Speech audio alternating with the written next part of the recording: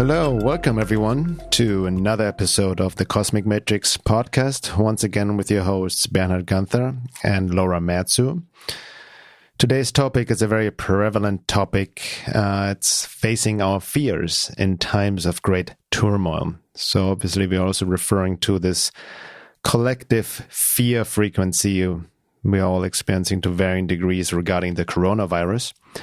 So we'll be talking a little bit about the coronavirus itself, what is truth, what is lies, what is actually going on. But essentially we want to go then way beyond the coronavirus or the story out there, but look at fear, at naked fear itself within ourselves, beyond any story, and how to deal with fear, because that seems to come up for us in many different ways in all aspects of life. And also we wanted to just update you guys on what we have been doing. If you may be already aware of it, if you're on my mailing list, but we just released our new online course, Shadow Work, Trauma, and Occult Forces, and the enrollment just started. You can find out more about it on my website, veilofreality.com. Yeah, you can also find info on my website too at lauramatsu.com. We've basically been going over some material that we have on shadow work, trauma, and occult forces, and how they're all interrelated. And I've been really getting into a lot of Jungian analyst work, especially Robert Bly and Marianne Woodman. I don't think neither of them are alive now, but they really talk about the shadow and the unconscious and how it's related to fear. In fact, Robert Bly says that whenever there's fear, there's a direct signal that there's shadow material there. So the fact that there's collective fear coming up shows that there's also collective shadow material coming up. And all fear is rooted in fear of death and annihilation. And that's the kind of core wound underneath all fear. And also, there's nothing to fear about fear, but the fact that the matter is most of us are in a pathological relationship with fear. So Robert Bly has this really great story where he makes this analogy about how it's called the long black bag, and we're actually going to include it in the course so people can read through it. You can find it yourself too. But basically, he talks about the long black bag that we pull behind us is our shadow material.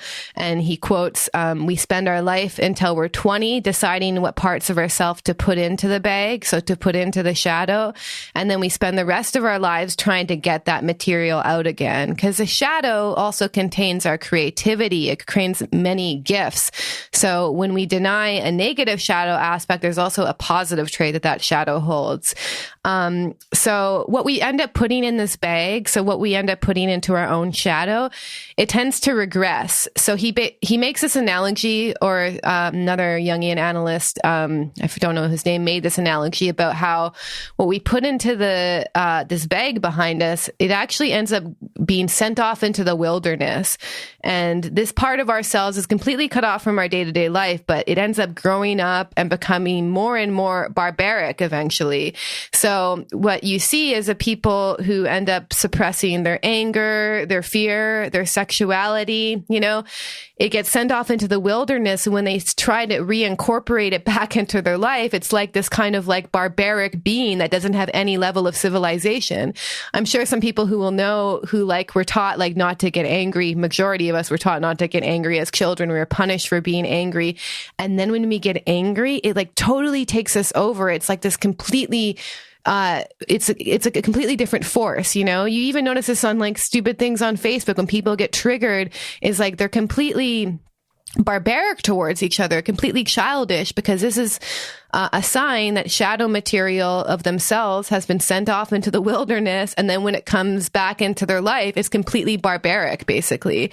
So, we also have to notice that, notice when these parts of ourselves comes up, because it also points to shadow material. And I can guarantee you, because this what I said earlier about fear being a direct signal that the shadow material is there, that we're going to, I mean, you even see it with this whole toilet paper thing. You're going to see people reverting to this barbaric aspect, because what's happening is some aspect of themselves, i.e. their fear, has been sent off into the wilderness.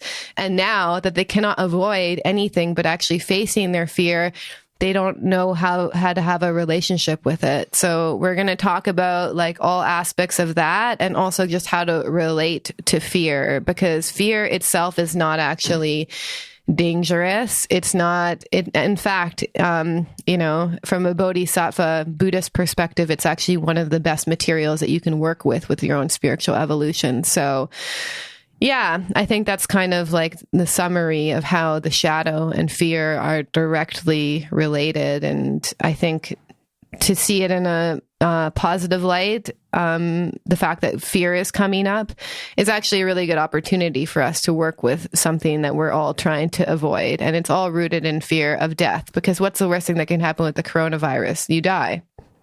Exactly. Yeah. So it's all, we were going to talk about this as well, about quote unquote making peace with the fear of death, because literally any fear you have is rooted in the fear of death. But yeah, thank you for summarizing that. And you made a really good point about this, you know, whatever parts we've denied within ourselves being pushed into the wilderness, and then it comes up, but it's not, you know, it hasn't been quote unquote tamed or approached consciously. So this is overreactive mechanical mechanism behind it, and very irrational, which we see, as you just mentioned right now, with this stocking up, hoarding toilet paper, which literally I thought it was just a bad joke, like a meme going around, until I realized it was the truth, right? Even the other day, I'm going to share more about it. I went to Whole Foods and all the food is there, everything, but there's no toilet paper. Like I cannot get even me as a regular person toilet paper right now. But it activates also this, you know, the shadow, the suppressed fear, the reptilian brain of pure animalistic survival, selfish instinct, more for me, nothing for others, right? It gets activated. And don't kid yourself, we all have this shadow aspect within us. Yeah. Right? So, you know, so that's the issue right now with this quote unquote coronavirus. It's the fear frequency. So before we get more into like what Laura just shared about, you know, how to deal with fear and like also from a somatic spiritual perspective and obviously from a Jungian shadow perspective, let's look at this coronavirus. You know what's happening. It's been building up. And I think we mentioned it a little bit in our last podcast, and also ties into environmental consciousness, to collective fear and how we can take out that contagion. And I recently also published an article on my website. Some of you may have read it already. Corona Fear Virus and the Forces of Illness. So go to my website again, veilofreality.com, to read more about it. Because right now in this podcast, I want to just go over some basic points, but I just want to point more you guys to look into it yourself and some research, and I can give you guys some information and links. There's a lot of links in that article as well. But most of what I focus on is like beyond like if it is real or not, if it's a bioweapon, epidemic, whatever the truth may be. Point of matter is that there's this people reacting with fear. Yeah, the realest thing about the coronavirus is the fear that people have about coronavirus. Exactly. You know, and then also, but it's exactly, and then also for the ones already more aware of how the matrix works, I mean, it goes without saying, you need to question anything, everything via the mainstream media, via the government, via the World Health Organization, WHO, and especially everything by the CDC, right? What's the CDC again, in case people don't know? What does it stand for? It's a good question. Disease something. Center of Disease Control. Center of Disease Control. Yeah, something. yeah, Right, exactly. Had a brain fart right now, but exactly. Because here's also a very telling quote by Robert F. Kennedy Jr., who I have a lot of respect for, helps, you know, brings out awareness to all the danger of vaccines and whatnot. And he spells it out plainly. He says, the CDC is not an independent company. It is a vaccine company. The CDC owns over 20 vaccine patents. It sells about $4.6 billion of vaccines every year. The CDC has become an absolute subsidiary of the pharmaceutical industry, a sock pocket, a spokesperson, a shill for the industry. So that should go without saying that you should not believe or question everything the CDC is sharing or the information about the coronavirus and whatnot. And that also, I don't want to make assumption, but would imagine most of the listeners also questioning vaccines and the validity of vaccines because you have an immune system. So there's a whole other agenda beyond the virus. So and never mind, these vaccines got developed because we saw the body as an enemy to be conquered to begin with. Yeah. So that goes way back, but it's also definitely something we don't want to get into too deeply in this podcast. But we've basically turned medicine into this solely like left-brained, actually, I hate to say it, but like patriarchal thing. Like we need to, and this is all rooted in fear of death. So it's all interrelated. Like even vaccines are related in fear of death. And I know people are going to like, people who agree with vaccines are going to think that's crazy. Of course, I don't want to die. But it's also about like medicine used to be a holistic thing. Like medicine used to be integral with spirituality. And then what happened historically is we had this whole Black Death, Black Plague takeover. And then all of a sudden we removed it and we started fearing the body and realizing our mortality, which could have been a great opportunity for deep embodied awakening, but it wasn't. Instead, we kind of implemented this control system and we separated medicine from spirituality, like science and spirituality. Exactly. That's when it split. Every illness has to have a physical cause. Yeah, and all of that. And that's when it split. And just to make a prediction, like personally, I think because this is the same thing that we're dealing with the coronavirus, is that what they're going to attempt to do is create an even further split. So we're nearing the edge of this transhumanism. Yeah. We are at the dawn of transhumanism. I hate to say it, but we just are. And so the more that they can actually create a divide in that split and separate matter from spirit and body from spirit, the more that they can actually control us, because we're completely in this left brain logical thinking world, not realizing the interrelationship between the emotional and spiritual elements of everything we're experiencing. Exactly. So and also they can only do as much as we are willing to permit or go along with the program, because we are being programmed. And again, it's about questioning everything, and especially the CDC, for the reasons I just mentioned. And that literally means questioning any so-called confirmed cases or presumptive cases, which a lot of people jump on and believe in, even the so-called truth movement, alternative media. They just believe everything, all these cases, not questioning, asking basic questions. How did it happen? Has the virus actually been isolated? How are the tests being done in all of that? And in my article, Corona Fear Virus and the Forces of Illness, I reference and highly recommend the work of John Rappaport. And his website is nomorefakenews.com, and has links to various articles on his website in my article. And he has been really exposing the medical cartel for over 20 years in these so-called epidemic psyops. And his track record speaks for itself. I've been personally following his work for a bit over 10 years. So I highly recommend to follow his work, because, I see both I see people in the mainstream getting into the fear frequency based on mainstream media, but even the alternative media of this whole idea of bioweapon and depopulation and all of that, nobody questions the numbers, right? And even perspective, even if the numbers were true, it still doesn't constitute to an epidemic. I mean, literally 7,500 people die daily in the US. So we have billions. That's it? That's, yeah. I thought there was more than that. No. Yeah, but just to put things into perspective, let alone the number of how many people die yearly or of the regular flu, it's through the roof. Mm-hmm. So it's like, again, how does the media manipulate the numbers, first of all, and your focus and attention? And a lot of the symptoms of this coronavirus are very similar to just the regular flu as well. So the numbers can be intermixed. But again, I want to just mention the titles of some of the articles by John Rappaport I highly recommend for you guys to read. That's Coronavirus Covert Operation. Next one, How to Stage a Fake Epidemic and Brainwash Billions of People. The Coronavirus Vaccines as a Source of Dangerous Invasion. Plunging Stocks, Pandemic Fears, Quarantines, What's the Real Operation? Coronavirus, The Contagion of Propaganda. Patient death are deployed to sell the coronavirus story. Very important, very good article about how the death numbers are being manipulated. coronavirus, the definition of quote cases is producing a new level of illusion, which goes deeper into this whole test, which is the PCR test, which is being used to diagnose people with this virus, and nobody questions these tests. And they're, he has pointed out over years, over decades, that how useless these tests are, and also question virology and the mainstream medicine approach of germs.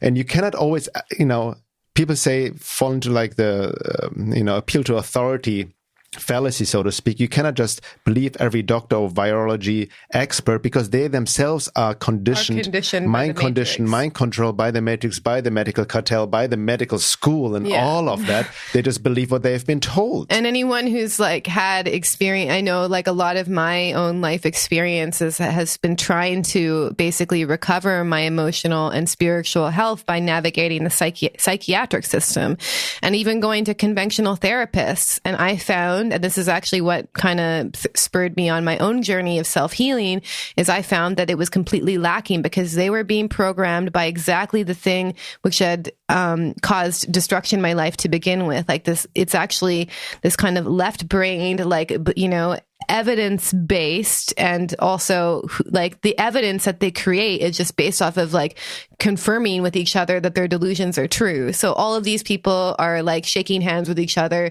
and coming up with these official papers and whatever. And it's all like, I mean, anyone who's ever, done a PhD knows that you're just basically trying to find evidence for your theory of people who have credentials, who have already said what you've said, so you can watch the whole kind of science-based medical establishment fall apart when you find out that it's all a bunch of like basically propping each other up. Exactly. So this is all, and this is once again, like, sorry, I just want to interject. This is also once again, like, going back to this Pluto-Saturn conjunction that happened in January, like, there's some extremely large structures that represent this left brain focused, world that are literally going to fall apart right now, or have the opportunity to fall apart if these occult forces don't swipe in and then use the fear for their own agenda. So there's a way bigger thing happening here. And I actually felt it because I was on silent retreat when this Saturn-Pluto conjunction went direct, and I felt that's actually when intense fear, intense terror came up with me. And I was like a strangeness in the air. And I was like, whoa, something happened like at that moment. And it literally just, like, it was palpable. Interesting. And that also ties into, just also mention that note, what Michael Luton talked about, the astrologer I had on a few podcasts ago about the Saturn-Pluto conjunction. He said also, he's very much aware of the whole matrix mechanisms, occult forces, that this Pluto-Saturn conjunction is going to trigger death anxiety. And boom, what do we have? Death anxiety. Yeah, literally exactly. Death anxiety. He called it very well. He called it, and he also called that something else has entered the system. Yes. Like some other energy. Yeah. So we can look at it from the occult hyperdimensional perspective, matrix perspective, but we also look at it from the perspective of the divine evolution of consciousness, because there's a huge opportunity actually right now. Right. Yeah.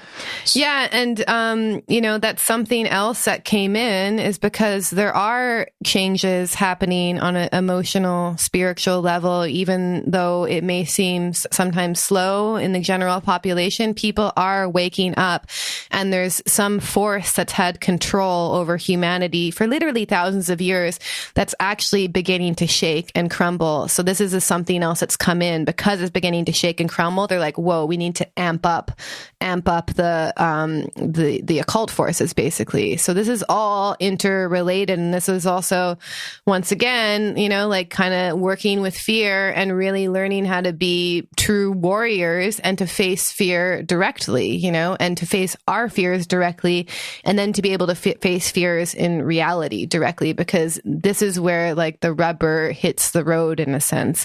And the better relationship that we have with fear, with terror, with death, the not easier time, because to be honest, it's never easy. Like, we can't actually experience a rebirth without death. Like, this is the reality. And so that's what we're dealing with, is if we're willing to go into the fires of the transformational process that's happening, we can experience a rebirth. But if we try and deny it, if we buy into it, if we avoid it, and by the way, buying into the media fear programming is actually a way that we're avoiding it as well, because we're basically looking externally, be like, oh my God, invent a vaccine, or tell me what I need to do. Tell me what we should do. Do I need to buy toilet paper? You know what I mean? It's like, once again, like you're just hooking into these control systems that play on hope and fear, especially when there's a political agenda behind it, which I feel there is. Absolutely, exactly. So, going back to this, just a little bit more the coronavirus itself. Again, John Rappaport, I highly recommend. He also wrote an excellent article, How Are Viruses Discovered and Identified in the First Place? We don't question. Most people, again, both in the so-called alternative truth movement or the mainstream, believe right away the numbers and the confirmed cases. And you need to question everything, especially those tests. Here, John Rappaport spoke specifically about the PCR tests that are literally useless and not accurate. But we just believe everything, right? So look up his work. It's in my article as well. And he gave a good timeline, and just in terms of what Laura just mentioned, the basic political globalist agenda, what's really happening. It's what I mentioned also: problem, reaction, solution. So besides the obvious goal of enforced vaccinations, there are many others. James Corbett, also an excellent investigative journalist, mentioned 5, items basically that are being delivered to the powers that be on a silver platter, as people react with fear and panic, and then through the fear program give away their power and their rights, so to speak. Number 1 is even unprecedented surveillance. How do you pronounce it? Unprecedented, right? Thank you. Unprecedented, yeah. See, there it goes. Unprecedented surveillance and control of population. Number 2, a blank check for Big Pharma and the WHO. Number 3, an excuse to implement medical martial control, i.e. enforce vaccinations. An excuse to crack down on the internet, and precipitating economic crisis, which we already see partly happening. And even John Rappaport, gives also a timeline of what he calls the fear porn escalation. Number 1, pharma plus elite globalists are on the lookout for a new excuse to exert more control over populations and new billions in drug and vaccine sales for reasons just mentioned by the quote of Robert F. Kennedy and the CDC essentially being a vaccine company. In Wuhan, China, John Rappaport continues, where the poisonous air pollution is creating serious illness, researchers decide a new outbreak has occurred and it must be a virus. These so-called professionals, local Chinese, World Health Organization, and CDC claim they find the new coronavirus in basically 5 minutes. And John Rappaport makes a good cause because he also examined what were the circumstances, the environmental condition of these workers in China, the pollution, and all of that has affected that. There's also never mind the emotional, spiritual health. And also there's talking the possible link to 5G, that they have been vaccinated before and it kind of triggered something within them. These are things people don't question. Again, they just believe right away, oh my God, there's a virus. So the timeline continues. The World Health Organization, CDC, feed the press omnibus tales about the new virus, the quote-unquote outbreak, and 5 minutes later, the quote-unquote epidemic. Then the Chinese government locks down several giant cities. The epidemic stories explode in the press. The virus is spreading, quote-unquote spreading. That's the news headlines. Containment will be difficult. Another headline. Then next headline, containment isn't working. New cases in other countries. It's coming to your country. Be afraid. Fear porn follows. And then we are right now recently panic buying in stores. People think if shoppers are buying up food and water like the world is ending, I better buy up food and water too before they're all gone. Fear and panic. And this is really what's happening. That's why I've spoken out against this whole, stocking up, hoarding and prepping. Yeah, on some level, sure, common sense. But people are creating exactly that what they are afraid of. And they're doing exactly that, what they're being told, that to actually create an artificial economic crisis based on a bogus epidemic and based on an artificial crisis.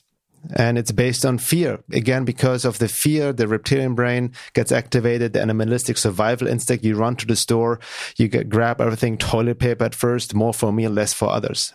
People become extremely selfish when this inner animal gets activated, and you start fighting over your stuff, like over your prey, so to speak, like animals. Like we have seen, even there have been fights at supermarkets around over toilet paper. The worst shadow comes out in people, and it's filtered through this fear frequency triggered, number one, because of people not questioning and just believing everything and just getting infected by this fear virus. So it just, tags into them, and it's a self-fulfilling prophecy, even if personally, I don't see any threat of the virus itself for various reasons. Again, refer the work of John Rappaport and highly question what you're being told. But there are economic repercussions, right, on some level. But still, that can also trigger itself more fear. And then you act out of that and run out and stock up and all that and create the shortage you are afraid of. Yeah, and interesting, this astrologer named Leah Whitehorse, she actually talked about this exact conjunction of Saturn and Pluto. Actually had, it was a quintuple conjunction between the sun, which means illumination, Ceres, which is an asteroid, which is related to Mother Earth and food, and Saturn, Lord of Karma, Pluto, death and regeneration, and Mercury, which is mind, communication, and news, but it also rules the lungs in medical astrology. And also the lungs are related to grief. And so the reason that people are obsessively stocking up on food is because of the Ceres aspect, which she points at Mother Earth and food. So this pathological thing like, oh, I need to hoard, that's where it comes from. Yeah. And by the way, like toilet paper, like anyone who's been to India knows that you don't actually need toilet paper when shit hits the fan. Like there's other ways that you can wipe your ass, but what you probably do need is food. But at the same time, this is more just bringing up our unconscious things around food. And I also can tell you that, if it really comes to that point that there's no food in the stress anymore, you can stock up for maybe a few weeks, months, but you will need way more than just food. Yeah. If you get into that frequency, you might as well buy guns as well, because the worst of the worst can come up. So it's not about, it's what I wrote in an article is about, first of all, rejecting the fear, not buying into the fear frequency. However, also like examining that's what we want to get into, like really examine within yourself, facing the fear within where it's tagging in, because I can share an example, like, for the most part, I reject the fear and I sense it in the environmental consciousness. And when we talk about environmental consciousness, I refer to our last podcast about the frequency, the energy in the environment, basically that affects us from the collective, from other people, places and whatnot. And it's coming from the outside hitting us. And it can only come in where it's like as an entry point or the correlation frequency within you, right? Mm-hmm. For example, Laura and I, we went to Whole Foods a few days ago just to go normally grocery shopping, and there were, lo and behold, even Whole Foods, no toilet paper available. We couldn't even get just regular toilet paper, not to stock up just for, normal use. And I saw like some, oatmeal was gone here and there, and I sensed some like this, like of unspoken weird energy of fear even within Whole Foods. And for a split second, or a few seconds, it got me too. In that moment, like, fuck, maybe I should just like pack, like just get as much, stock up on food as much as I can before somebody else get it. And that's right. I feel the Wetico has you, the occult forces, the matrix has you, because then you start only thinking about yourself. Yeah. And based on a completely artificial crisis, first of all. So the best we can do is like not giving in to that reactive fear response. Yeah. Yeah. And also, can I read the quote by Pema Chodron? Do you think it's a good moment? Yeah. I mean, let me just, so again, the coronavirus, we didn't want to make it like the main focus of this podcast. Again, I referenced the article I wrote and John Rappaport, and really question everything, even with the lockdown now, what happened in Italy, and who knows what will happen by the time of the release of this podcast, but question everything. He wrote an excellent article about that as well, and question these so-called confirmed cases and all of that, and even question even this bioweapon idea from the truth movement and all of that, and people just really making a lot of assumptions without asking very basic fundamental questions and doing, basic what every journalist should do, investigative journalism, asking about the tests, about how our virus is discovered anyway, and what actually happened in China, and not just believe everything you read out there. And also notice like the trauma response that comes up in you when this happens, when the fear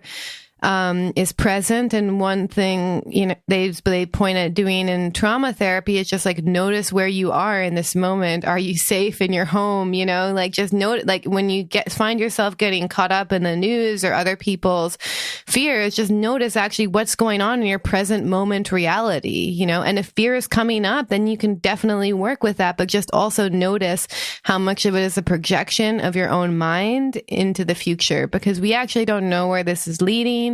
I think ultimately there is going to be some chaos. I also think that death and rebirth, or not I know that death and rebirth go hand in hand, and everyone wants the rebirth and they want the new life, but no one wants to go through the death. And I'm not talking just about physical death. I'm talking about like the death of the life that we knew. And if we don't make conscious choices with our own lives and how we govern the world from our inner selves, there will be forces, divine and anti-divine, who will amp up the stakes. Yeah, exactly. So that's why it's also important that we do our inner work and we become conscious co-creators, and we really take back our power in that sense collectively. And just as we can always do it as individuals, but we also need to learn how to do it collectively.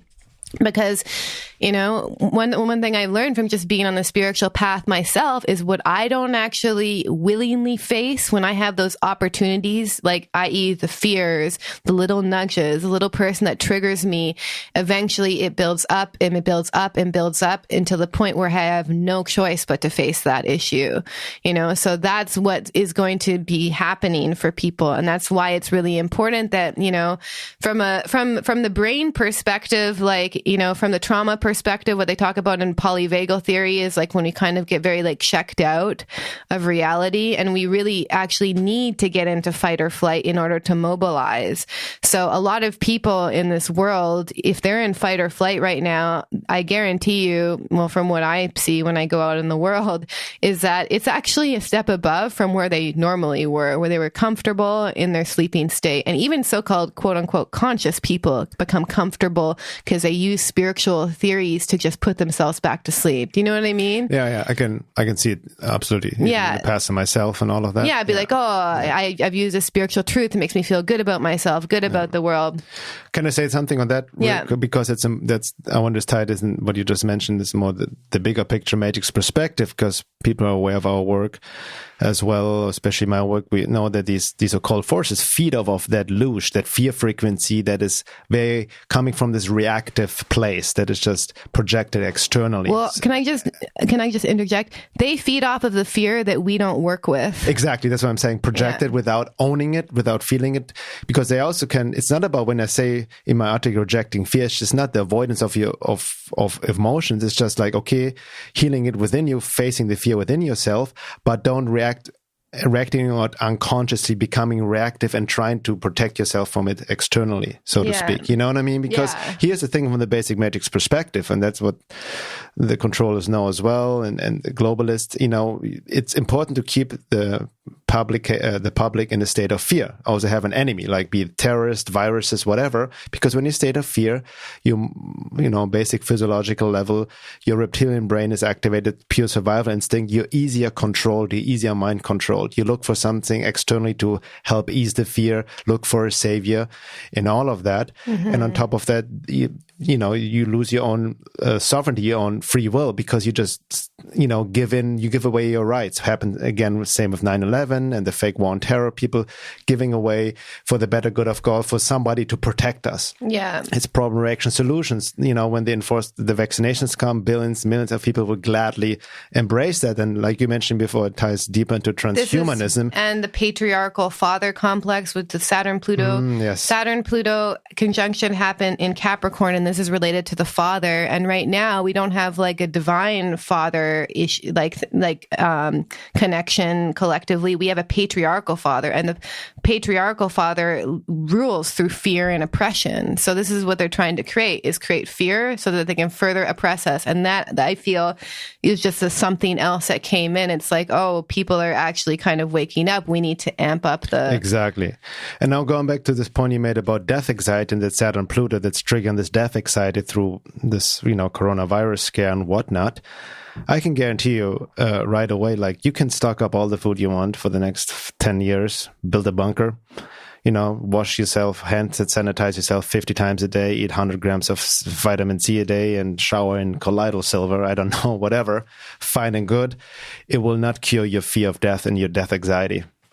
You're just symptom management, right? And I'm not saying that disregarding, it's not black and white, obviously. I'm not saying not to use common sense, but common sense I left the building of basically taking care of yourself, because this fear frequency can also, like on a metaphysical level, lowers your immune system, ironically, right? Yes, very much so, actually. You actually, what you're truly afraid of, you attract and can create within you. You can literally become sick just by being afraid of a virus, no matter what it is. Yeah, exactly. I mean, all the ancient traditions have talked about. Sri Aurobindo, I've quoted him from Integral Yoga, talked about it. If you can hold yourself embodied, you can be, without reacting to this fear frequency, you can be in the middle of any plague. He literally said that and won't get the contagion.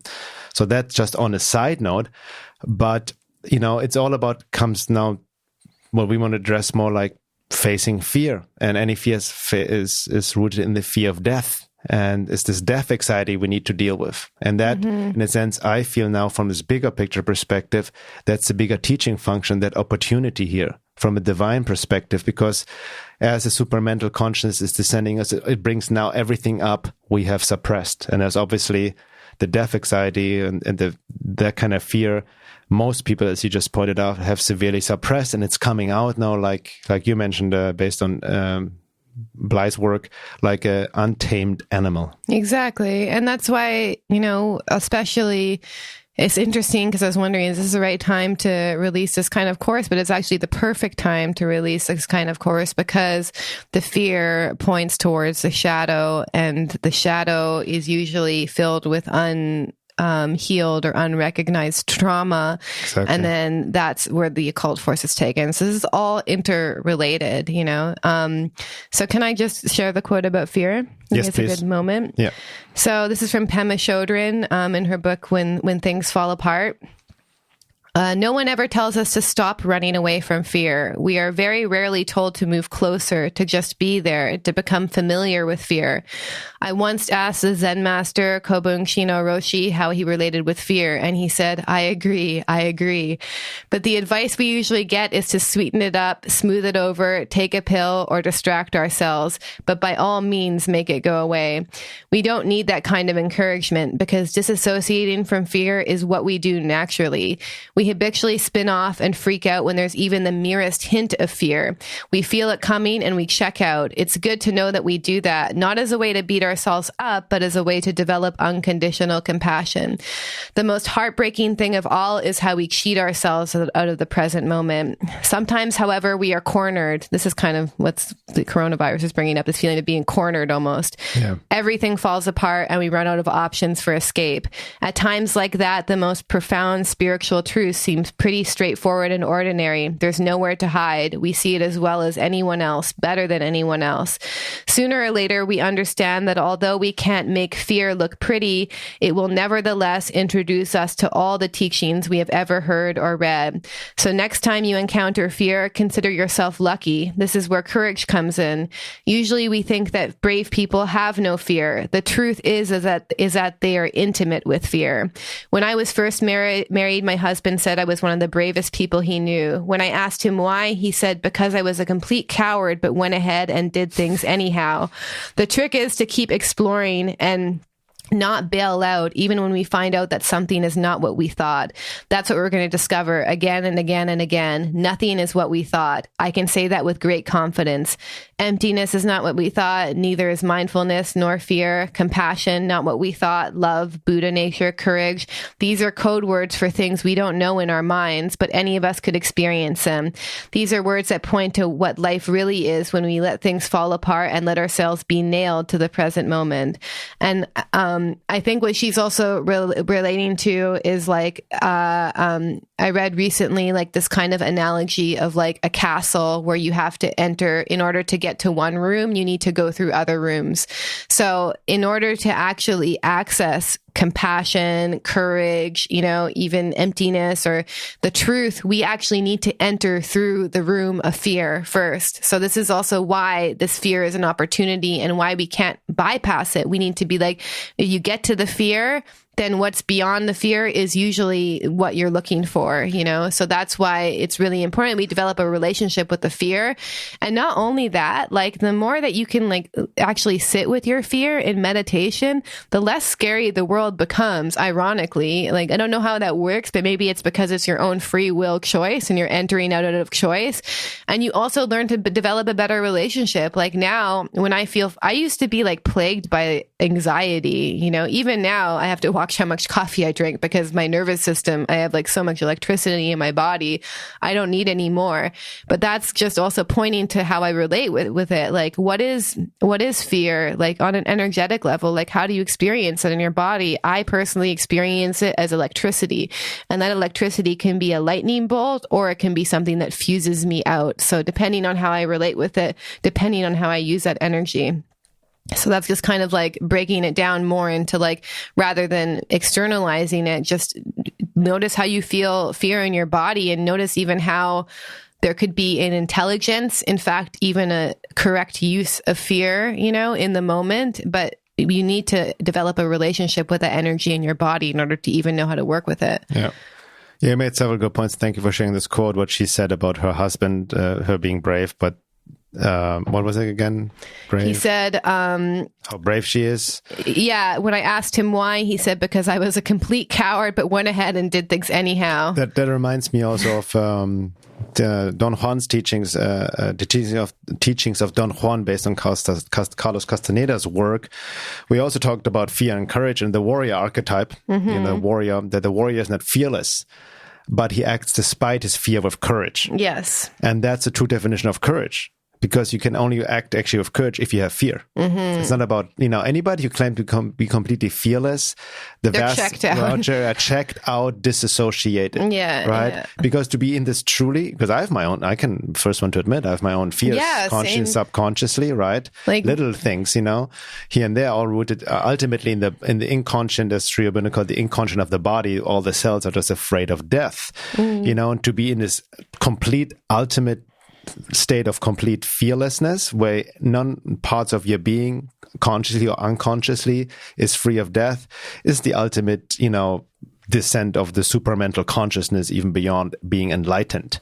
Until then, there's fear in your body, in your cells. And people don't understand, like, the extent that you and I put ourselves out there. Like, almost every single time when I write something and share it with the world, even, we create a lot of things to put out in the world. People, like, think that you need to be at a certain level of confidence or fearlessness to do that. No, it's just like, I feel like fear a lot when I put stuff out there. Yeah. It's just the reality, but it's just, I don't let the fear control me. Exactly. And I also, like, it's like you kind of acknowledge it's there. You can also work with it, make it into an ally, but you don't let it like govern your actions, because fear has an intelligence, but only if we get out of our pathological relationship with fear. Yeah. Because most of us are acting from fear all the time. In fact, like we're afraid all the time because we're scared of death. Yeah. And then also, there's truth in the saying that fear is an illusion. That's a higher truth, because it literally is an illusion. You're afraid of something that may happen in the future and in a time, but you can easily use it as a spiritual bypass. Oh yeah, people, right, to avoid your own death anxiety, and just being with it and transmuting it, feeling it, but facing your fears by allowing yourself to feel it, but not mechanically acting on it. Yeah. For example, fear fear on that level is an illusion, but danger can be real. So it's also, like you mentioned, sometimes the healthy aspect of fight and flight to protect ourselves on some level. But in this case of the coronavirus, it's completely artificially manipulated by these other forces, or call forces the globalists, that are vessels for them, to trigger that, to act for us to act in a certain way. And everybody who feeds into the fear believes everything they say and acts accordingly. You act exactly how they want you to act. They want to literally create the economic shortage, that domino effect through your own actions, actually, of your own fear. Even like it's a fear-based economy, right? The stocks are plunging, right? Because everybody's afraid. Yeah. That's why. But going back to the question, what's the worst you can happen? Right? You die. People or, die. Or on an economic level, you lose money. Yeah. Right? Yeah. So those are the two worst things that can happen. And anyone who's actually processed, none of us want anyone that we love to die. That's the reality. It's difficult. Grieving is intense, but at the same time, anyone who's lost someone they've loved and truly grieved, that person knows that even death itself will not destroy your soul. In fact, it can actually make it much stronger. And your own death. Like, I think maybe because I kind of destroyed my body at a certain point, it felt like I was like hanging on for dear life. And anyone who's experienced a major illness or a car accident and then had to rebuild their life, it's almost like you get like a second chance that you didn't think that you were allowed to have, So facing death is not as scary. Yeah, I still get scared when somebody is driving crazy and almost hits us. But at the same time, death itself is also not something to be afraid of. I personally believe, and some people may disagree with this, but every single person who died at the exact right moment that they had to die. And there are no accidents as far as death. Even if it's a spontaneous thing, you can even see those kinds of things in people's astrology chart. Yeah, I mean, the mind can never figure that out to begin with. Who knows, but the soul lessons when it decides to check out karmic, all of that, the divine grace, tough grace, whatever it may be, your mind won't know, right? Yeah. That's why we grieve, because we don't understand. We don't see the trajectory of the supermind, of the supermental consciousness. And I also heard a really great quote, actually at the retreat, is that grief is just love at the end of its life cycle. So you can't actually grief in my view is also very beautiful and also very important, and I think that there's almost, it's interesting how, this astrologer, Leah Whitehorse, related it to the lungs, because what I see, also what I feel more than fear, is I feel a lot of sadness coming up for people, and they may not be consciously recognize it. In fact, the fear and the anger is usually layers over the sadness, but what needs to happen is also there's a lot of grief that we're carrying that needs to be released as well. Yeah, exactly. So, as we're nearing the end of the first hour, so that's, we wanted to share a little bit, about the coronavirus. Again, check out my article called Corona Fear Virus and the Forces of Illness, which I quote a lot from Integral Yoga, Sri Aurobindo and the Mother, about the metaphysical occult aspects of microbes, how these actually occult forces themselves, and how to approach illness, the forces from illness from an integral yogic perspective. We also talks about that the fear is the most dangerous contagion, which it disrupts your aura, your snow field, as he calls it, and on a physiologic level, literally lowers your immune system. And again, check out the work of John Rappaport, who lays it out well, question all the numbers, the so-called confirmed presumptive cases, and question the whole mainstream science around germs and viruses to begin with, and ask questions: how a virus is detected? Have they actually isolated the virus, and how, and who says? Again, all the links are in that article on my website. And also, this is another topic that we get into in the course, and they talk about this in Tibetan Buddhism a lot, is how hope and fear are two sides of the same coin. So from a political perspective, every politician, it's like about hope for the future. And what did they do to create your need for hope? They create the fear frequency so that they can swipe in and then play the other side of the duality. So just notice how people play on these feelings that we have, because there's no coincidence that this is happening right during election time. Like, and not only that, like when you Google the mainstream news about the coronavirus, like who hops on it like more than anything, like CNN, New York Times, all these news agents who have gotten to the point of maturity that it literally sounds like high schoolers who hate Trump and he's a school bully are writing it. Like it's no civilized journalism. In fact, what we mentioned at the beginning, this part of ourselves that ends up regressing, that's what's happening. The shadow of the media is coming out. That reminds me, I just want to mention that because first of all, full disclaimer, people who know my work, I'm not a statist. I don't identify with either side, left or right. I don't vote. And, I've mentioned the reasons for that many, many times in my articles. Having said that, I was just researching a bit what the president or the current political candidates say about vaccination. And lo and behold, Trump actually questioned vaccination need for it. They pointed out the danger. He pointed out the links to autism. And he even referenced also Robert Kennedy Jr., which I quoted before. And apparently was even thinking of hiring him as an advisor.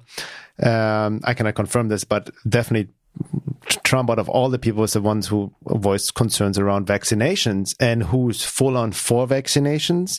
The leftist savior, hyped savior once again, Bernie Sanders. Literally, there's a quote from him. I posted that as well in the article, where he really voiced concern like children need to be vaccinated. If I would have a kid, I don't want to be my kid around unvaccinated children. So, to all the people who think he's the savior of the new world, he is going aligned with the CDC agenda of enforced vaccinations, more or less mandatory vaccinations. So question that.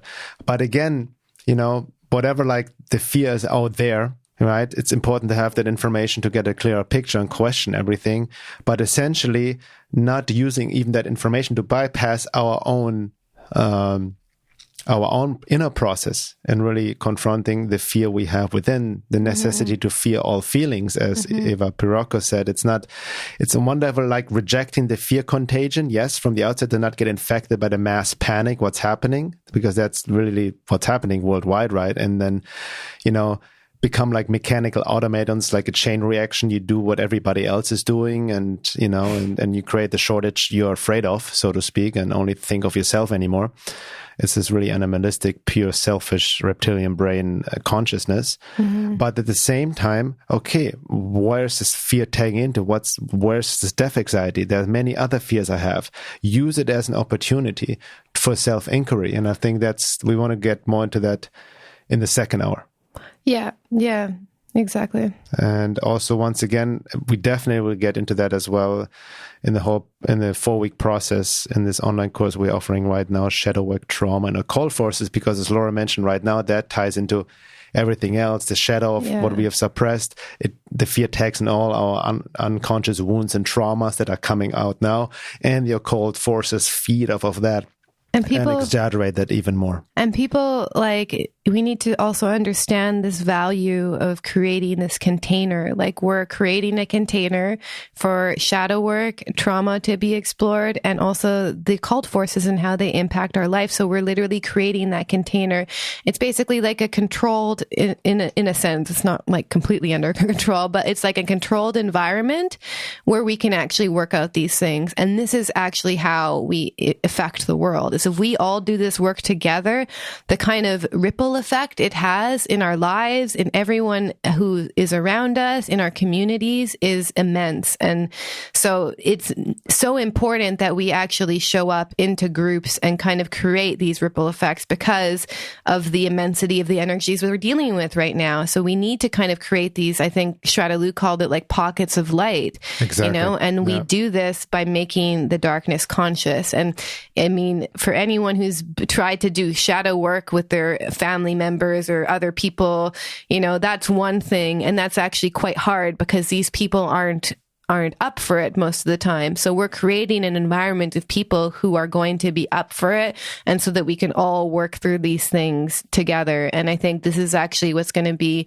the most powerful antidote to these times of fear. It's like, whoa, like now we have our fear, our anger, our uncivilized parts of ourselves. They're right in our face, you know? We're not in our comfortable lives suppressing them. So now is an amazing opportunity to learn how to work with it. And by the way, like Bernhard and I are also on this journey as well. Like we're also doing this work. All of our stuff is also coming up.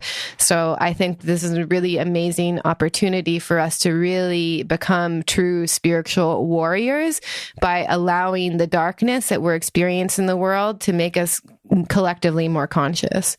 Exactly. So to find out more about the course, enrollment just started a couple of days ago. Go to my website, veilofreality.com, or Laura's website, lauramatsu.com, and we'll talk more about all that, the fear and anything else in this second hour. See you guys then. If you guys, by the way, if you guys are not members yet, sign up on my veilofreality.com website as well, so you have access to the second hour, and especially also to the forum where we discuss all these topics as well.